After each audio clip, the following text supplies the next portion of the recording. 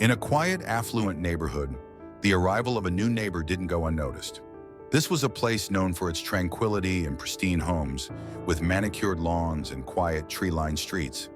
The kind of place where everyone knew each other and nothing ever seemed out of place. At 45, Thomas Harris, the head of a federal investigation team, had finally found the home he dreamed of, a place to call his own after years of grueling work. Thomas was a tall man with sharp features and a calm, collected demeanor. His reputation as a successful and methodical investigator had earned him respect in his field. He had worked tirelessly to get to this point in his life, and now he was ready for some peace. His new house was located at the end of a cul-de-sac near a small park. It was everything he'd imagined, a quiet corner to retreat to after the long days he'd spent solving complex cases. One crisp autumn afternoon, as the pale yellow sunlight filtered through the trees, Thomas sat on a bench in his front yard, sipping coffee. He admired the neat, tidy garden he had already begun to cultivate. This was his escape, a peaceful place where he could unwind. Yet he had no idea that this calm was about to be shattered. The quiet was broken by the low hum of an engine. A white and navy blue police car pulled up to the house next door, and a middle-aged man stepped out, dressed in full uniform. Thomas glanced up and gave him a polite nod. The man, clearly not expecting a friendly greeting, paused for a moment before walking towards Thomas's garden. His blue eyes narrowed, and his expression was one of mild suspicion. "What's your business here?" the man asked, his voice gruff and confrontational. Taken aback, Thomas stood up slowly, trying to remain calm. "Hello, I just moved in. This is my new home." The officer raised an eyebrow, his eyes scanning Thomas's face. "You bought this house?" Thomas nodded. "Yes, I moved in yesterday. I'm Thomas Harris." He extended his hand, but the officer only looked at it coldly before crossing his arms. "I've been here for 8 years, the officer said, his tone dismissive. "This neighborhood's pretty quiet. Not sure it's the right fit for someone like you." Thomas felt the sting of the unspoken words, but kept his composure. He had dealt with much worse in his career and knew how to keep a cool head. "I think I have every right to live here," he replied evenly. "I'm following the rules as everyone should." The officer frowned, his suspicion growing. "Maybe this area has certain expectations. You might be more comfortable somewhere else." Thomas stepped forward, his voice steady but firm. "I'm here to live, not to ask for permission. If that's all you've got to say, then I'd appreciate it if we end the conversation here." The officer's lips tightened and a tense silence lingered in the air. Finally, he gave Thomas a tight, humorless smile. "Just a warning," he said, his voice lowering. "We don't want trouble here." As the officer turned and walked back to his car, Thomas stood there watching him with a mixture of disbelief and frustration. It was clear to him that the man had prejudged him. He took a deep breath, trying to shake off the uneasy feeling. Back in his living room later that evening, Thomas couldn't help but replay the encounter. He had faced dangerous criminals and high-stakes situations in his career, but this was different. This was in his home, in a neighborhood he had hoped would be peaceful. Thomas sat at his desk and glanced at the security footage from the cameras he had installed around the house, a precaution he always took with his line of work. "Welcome to the neighborhood," he muttered to himself, the sarcasm heavy in his voice. He knew that this would be more than just a quiet place to retire after work. He had a feeling his patience would soon be tested. The next morning, Thomas Harris started his day early. He had always been someone who thrived on routine, and today was no different. After a brisk jog through the quiet neighborhood, the cool, crisp air helped clear his mind. The birds were chirping in the trees, and the sun's first light painted the sky with shades of orange and gold. The peaceful surroundings were just what he needed, especially after yesterday's unsettling encounter. After returning home, he prepared a light breakfast and settled into his favorite chair with a book. The life of a federal investigator was anything but relaxing, but in these quiet moments, he could pretend that the pressures of his career were far away. As he flipped through the pages, the world outside seemed distant, until he heard the familiar hum of an engine again. He looked up from his book and saw the same police car from the day before, slowly pulling up to the curb. This time, however, there was no polite nod or casual glance.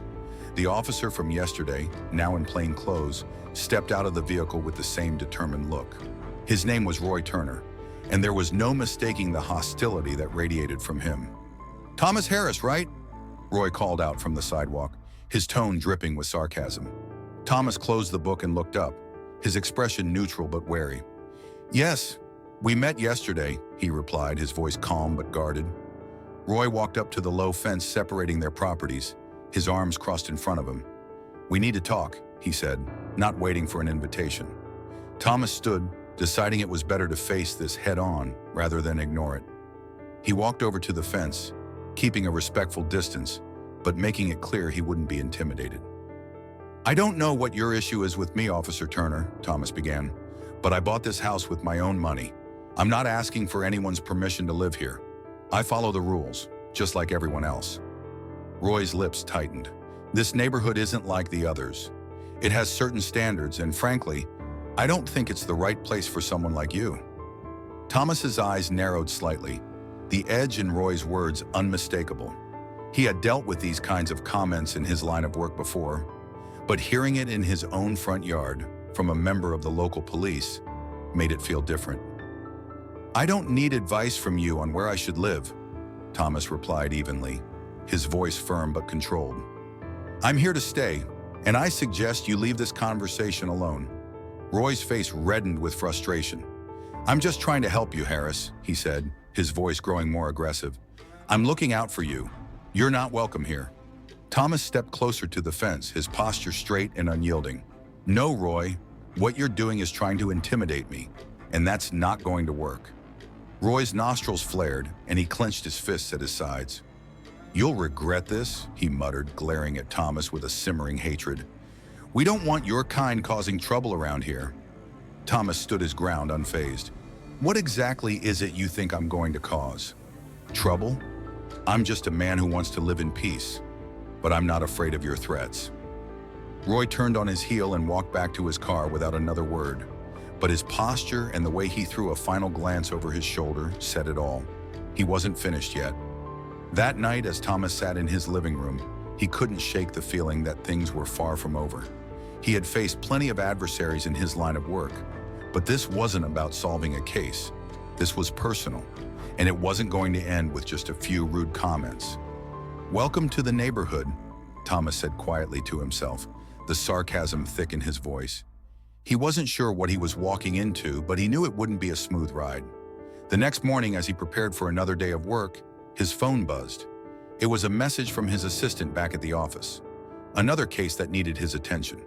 But as he got ready, his mind kept drifting back to Roy Turner and the hostility that lingered in the air.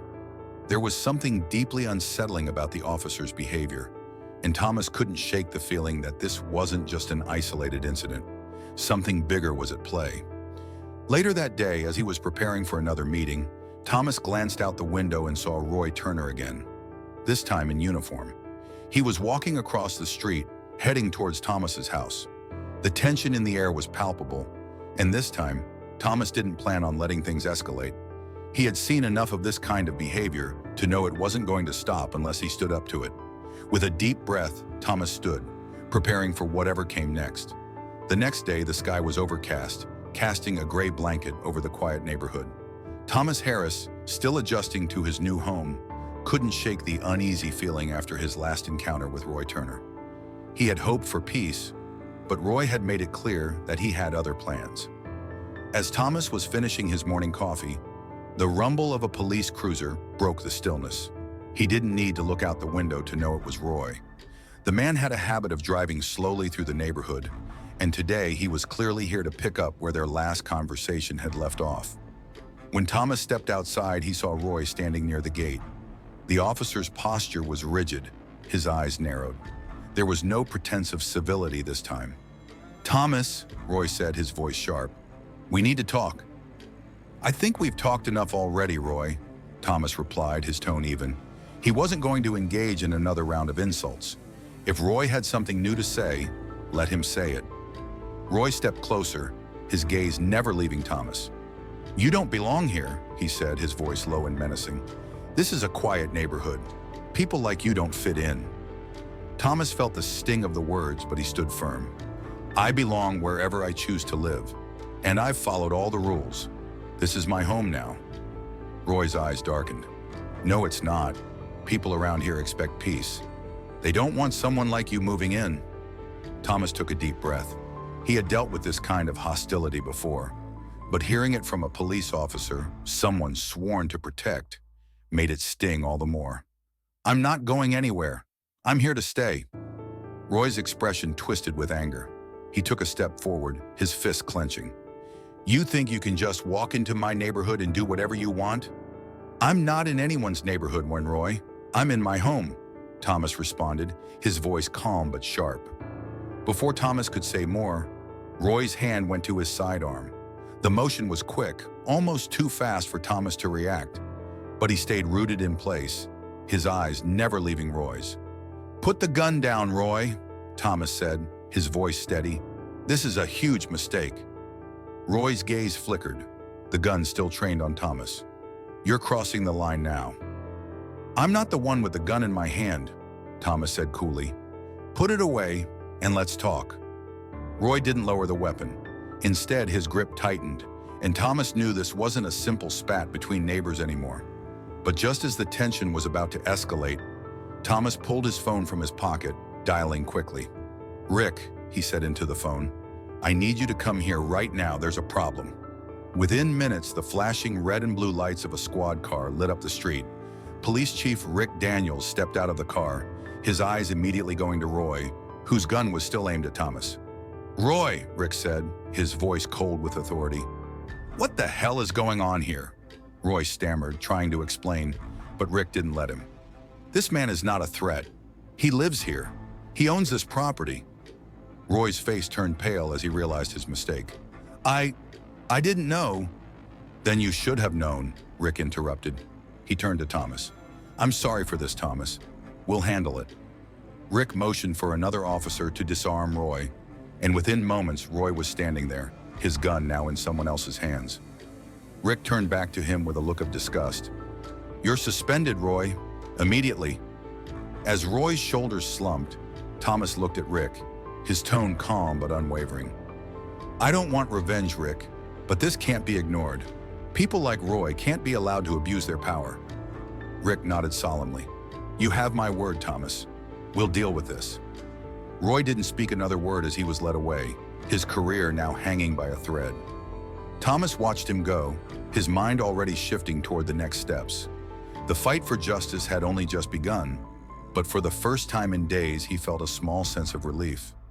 The days following the confrontation with Officer Roy Turner were a blur of emotions and events for Thomas. His once peaceful neighborhood had been disrupted, and the ripple effects of that one evening spread far beyond his front door. It wasn't just about the incident with Roy anymore. It was about a much larger issue, racism and prejudice that ran deep in places people rarely saw, like law enforcement and suburban communities. The media quickly latched onto the story, and soon news vans parked outside Thomas's home. Reporters and journalists hounded him for interviews, but Thomas remained silent, his resolve unwavering. He knew this wasn't about a personal vendetta or a quick headline. This was about something deeper, an opportunity to bring change to a system that had too long been allowed to perpetuate inequality. Around noon, his phone buzzed with messages. Some were from colleagues at the FBI, others from old friends, and a few from civil rights groups that wanted to offer their support. But one call stood out. It was Rick Daniels, the police chief. Thomas, Rick's voice was full of sincerity.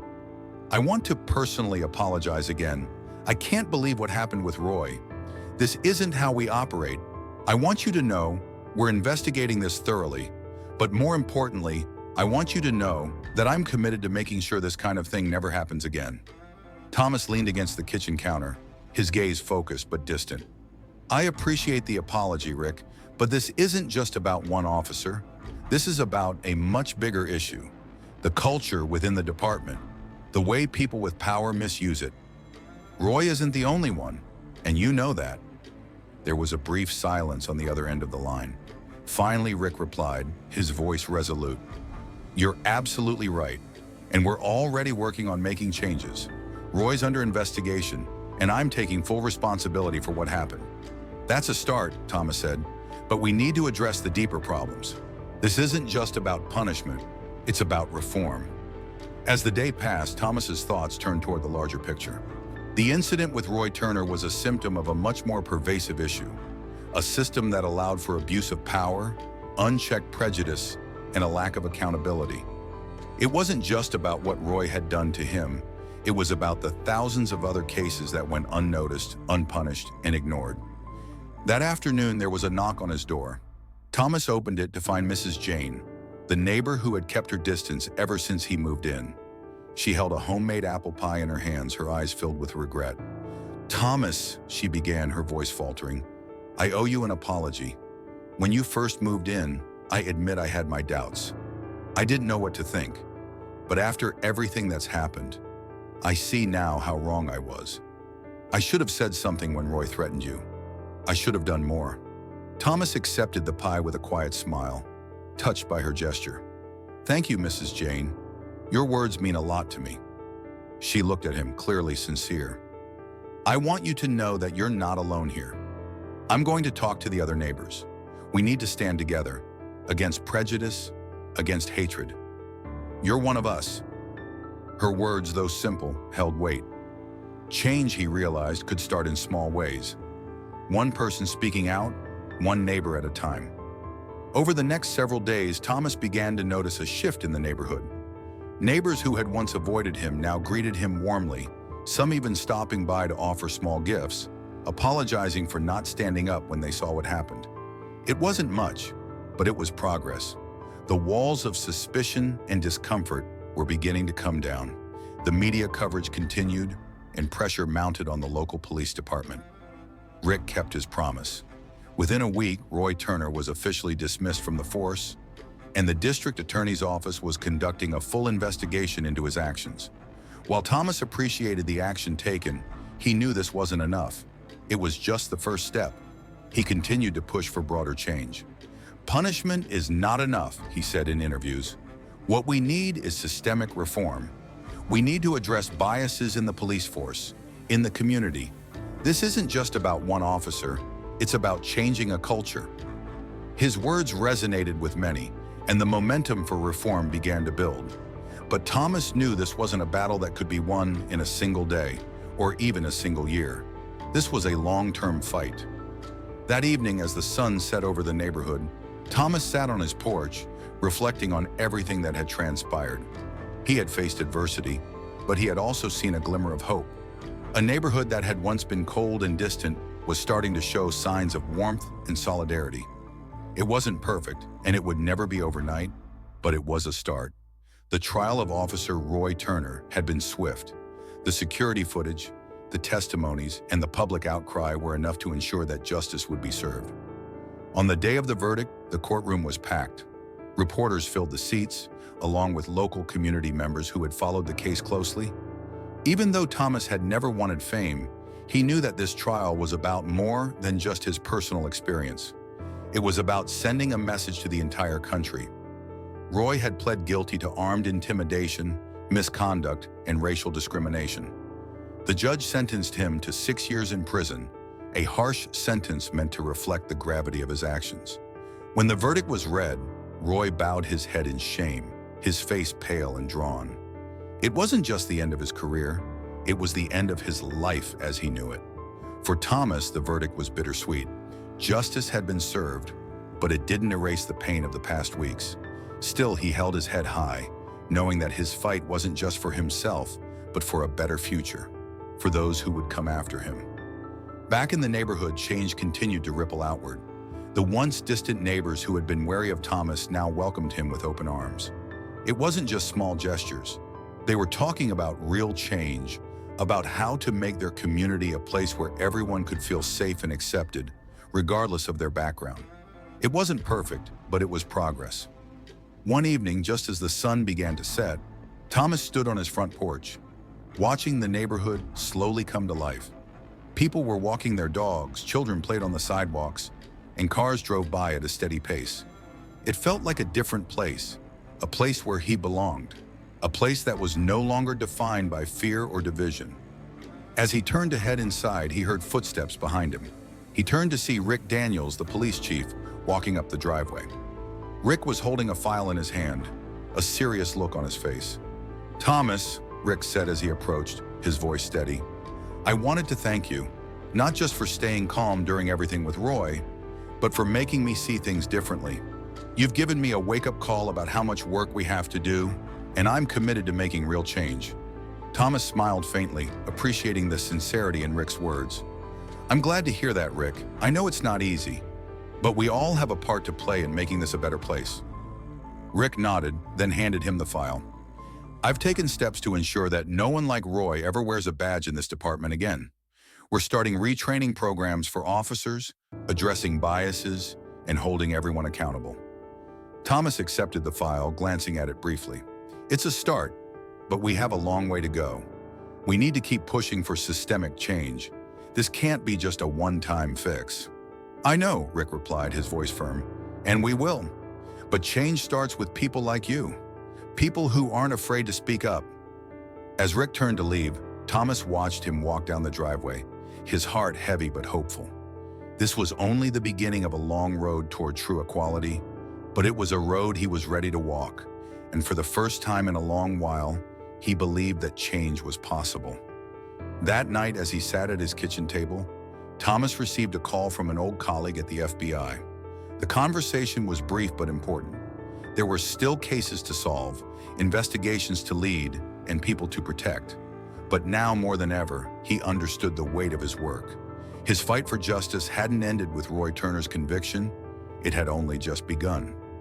With a quiet resolve, Thomas placed the phone down and stared out the window. The stars twinkled above, and he thought about the future. The long, challenging, but hopeful future that lay ahead. The neighborhood had changed, yes, but the world he knew had a lot more to change too. And Thomas Carter, with all his strength, would be there, leading the way.